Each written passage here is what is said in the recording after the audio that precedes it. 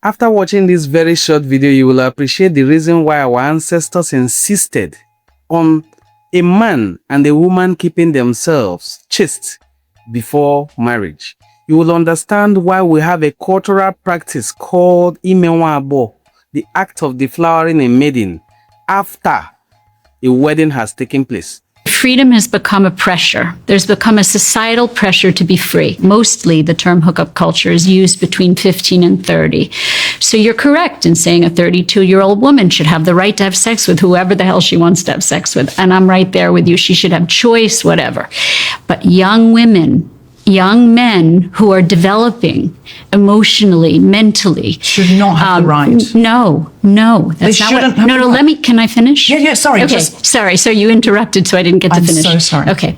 So they're more vulnerable. They are more vulnerable emotionally to what the hookup culture does to them. There's a lot of research to say that it causes loneliness, depression, anxiety, tons of regret, embarrassment, shame, self-esteem issues. Freedom can become its own prison. Have we created a society which pressures young women in its own way to be promiscuous, to have lots of experiences, and it's not all it's cracked up to be for them. It really isn't in terms of their mental health. 9 to 25, early 27 in young men is the second critical period of brain development, where they are very susceptible to their relational experiences and their environment. And so in that period of development, which is mostly what we use the term hookup culture for, that's a very vulnerable brain. And so we have created a culture that confuses that brain, that offers too many choices, that pressures them into having multiple partners and many experiences, and leaves them feeling empty and lonely.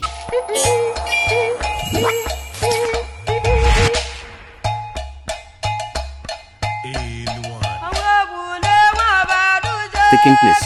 Most people, when they think about the Igbo traditional marriage, the only thing they think of is photographs, videos for Instagram. There's a cultural practice that is no longer even talked about. It is called Imenwabo.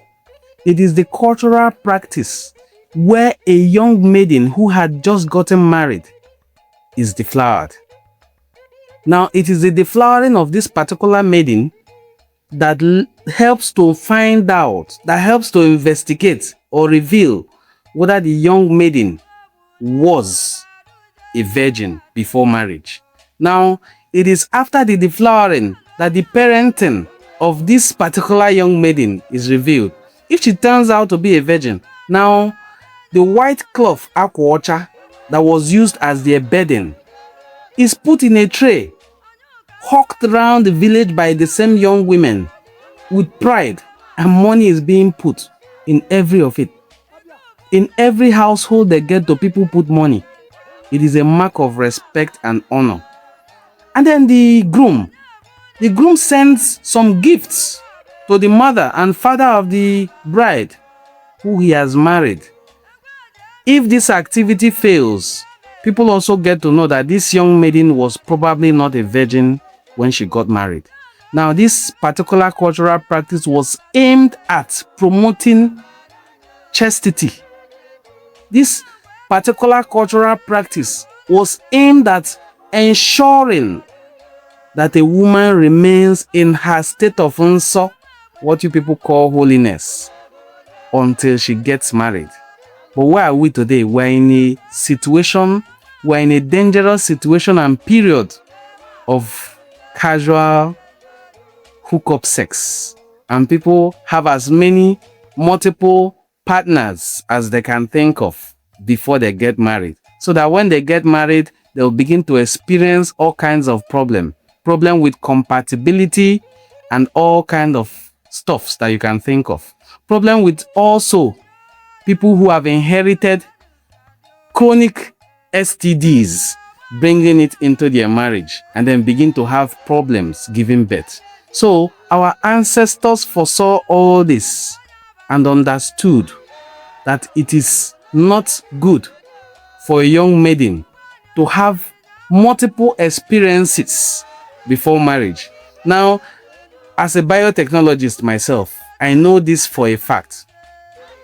when an external body is introduced into the body of a female or male, anybody, as long as the person is a human being, your body generates antigen to fight against that external body. Now think about this. If an external body from the person called Mr. B is introduced into the body of a young female, and the body generates antigens to fight it today, tomorrow it sees external body from Mr. D, next tomorrow it sees external body from Mr. K. Now the immune system of this particular young lady becomes very compromised, not active, because every day it is introduced to a different external body. That is just what the biological explanation is. People who are experts in this field can expatiate it very further so that you can understand. But just know that our ancestors were very wise. They made decisions based on thousands of years of experiences, which you do not have. Now we live in an era where people think, oh, it's normal, oh, that your thinking is very old. That old thinking was inspired by experience and knowledge. This your new thinking is inspired by vibes and the need to belong. Now you are beginning to belong and you're beginning to see the challenges that come with it. You see a young girl of 20 now with a body count of maybe 40 or 50, and she thinks it's normal. Someday, this young lady is going to end up in one man's house with over 40 or 50 ex-boyfriends. And the husband will say, don't interact with your ex. Which of the exes are you talking about this time? Because there are thousands of them. So, our ancestors were very wise people. Our ancestors promoted moral chastity. Not because they were Christians, but because they understood that this is our cultural way of life, to be morally very pious, to be morally also very upright. This was a practice of our ancestors. And they also insisted on a man getting more than one wife if he insists and if he can adequately take care of them. This is also a way of ensuring that most of the people you see out there today are single parents who do not have a man under whose roof they will stay. Because staying under a man's roof does a lot of things. It puts a moral check on the young lady. But a young woman who is not under anybody's roof can choose the kind of lifestyle she wishes to live, especially in this very age. So that is the major reason why a woman has to be under a man's roof. So that system our ancestors practiced, where a man could take up as many as 4 wives, as it is even in the Bible. Isaiah chapter 4 verse 1 preaches this. Please, if you found this video very interesting, please engage with the video, share it with your audience, and let us know what you think in the comment section.